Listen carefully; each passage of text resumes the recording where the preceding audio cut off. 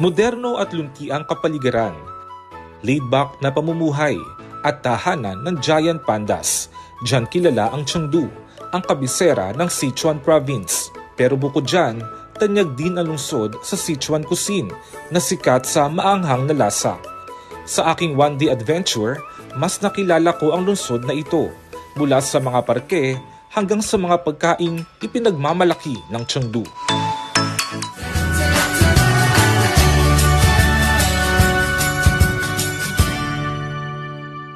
Hello mga kaibigan, ako po si Mark Petarco. Ngayong araw ay nandito ko sa Sichuan Province, particularly dito sa Chengdu. At syempre, isa sa pinakapatok na gawin pag sinabing Sichuan ay ang mag-food trip. At nandito tayo ngayon sa isang famous na hotpot restaurant. Ang pangalan ay Once Again Hotpot. Mamaya alamin natin kung bakit nga ba pinangalan ng Once Again Hotpot itong restaurant na ito. Gutom na ako, tara, samahan niyo ako. Sa Sichuan Hotpot, nakapwesto sa gitna ng lamesa ang yin yang pot o ang mainit na lutuan na may hati para sa maanghang at hindi maanghang. Dito pinapakulo ang sabaw kung saan isasawsaw ang iba't ibang sangkap gaya ng karne, gulay, tofu, kabote at pati lamang loob. Habang nag-aantay na maluto yung ating hotpot ay gagawa muna tayo ng ating sausawan para sa pagkain natin. Unahin natin ang bawang. Tapos pinakamuli ay ang oil. Okay na yun. More pa pala. Kailangan pala madami, no? Yan. Mas okay kapag mas madami.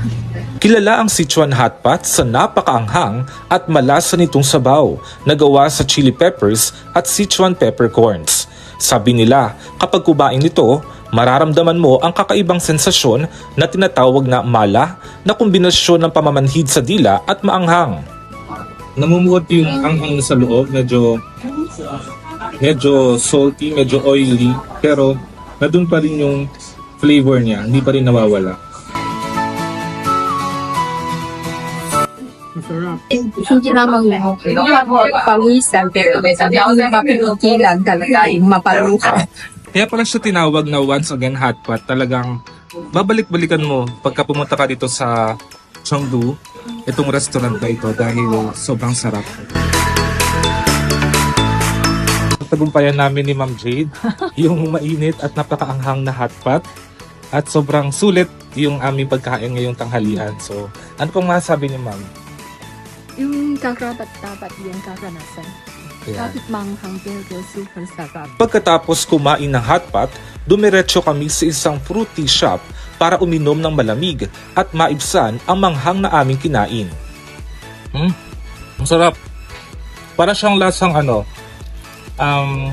fruit shake na syempre medyo konting yelo lang pero sarap siya. At hindi siya masyadong sobrang tamis. Sakto lang yung tamis niya. Isa sa mga sikat na lugar na masarap pasyalan sa Chengdu, lalo na kung gusto mong maglakad-lakad para na rin matunaw ang kinain, ang parke sa Xinglong Lake. Itinayo ito noong 2013 bilang bahagi ng plano ng lungsod na paunlarin ang Tianfu New Area. Sa paligid ng lawa, nakapalibot ang green spaces at magagandang disenyo ng mga gusali.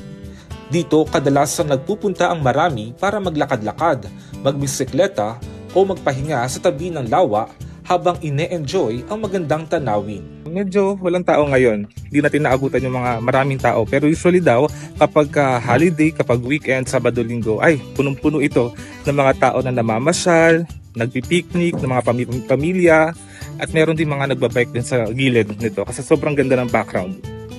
Sa mga mahilig mag-selfie, isa sa magandang spot dito ang Eye of Xinglong kung saan makakakuha ng magandang anggulo.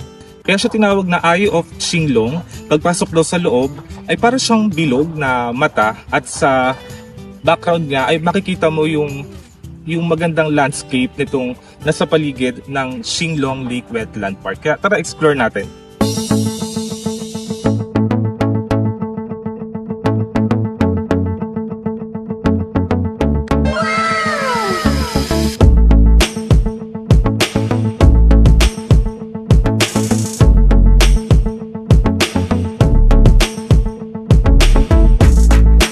Bawal ang bisikleta sa mismong loob ng parke, pero pwede magbike sa outer loop na may malalapad at maayos na daan.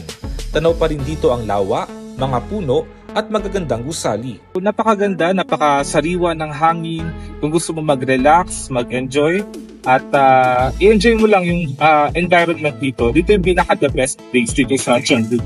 At kung lugar na to, best for picnic, kung gusto mong mag-picnic kayo kasama ng pamilya mo, ng kaibigan mo, mag-bonding kayo. At syempre itong pagbabike, exercise din. So, ito yung pinaka-the best.